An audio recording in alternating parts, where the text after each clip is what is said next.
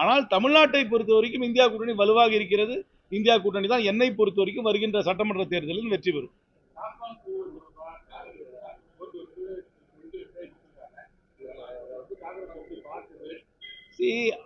அமலாக்கத்துறை சொல்வதையெல்லாம் ஏற்றுக்கொள்ள முடியாது. அவர்கள் முதல்ல ஏதாவது வச்சாங்கன்னா அது ஆதாரத்தோடு அவர்கள் நீதிமன்றத்தில் வைக்கட்டும், அதுக்கு பதில் சொல்வார்கள். ஆனால் தேர்தல் நெருங்க நெருங்க எந்த மாநிலமாக இருந்தாலும் அந்த மாநிலத்தில் பாரதிய ஜனதா கட்சிக்கு எதிர்ப்பாக இருக்கும் அரசாங்கங்கள் மீது அமலாக்கத்துறை கொஞ்சம் வேகமாக செயல்படுகிறது என்பது வாடிக்கையான உண்மை.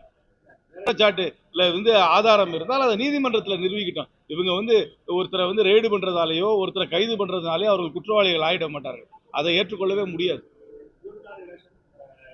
கூட்டணி வலுவாக இருக்கிறது. என்னை பொறுத்த வரைக்கும் வருகின்ற தேர்தலில் வெற்றி பெறும்.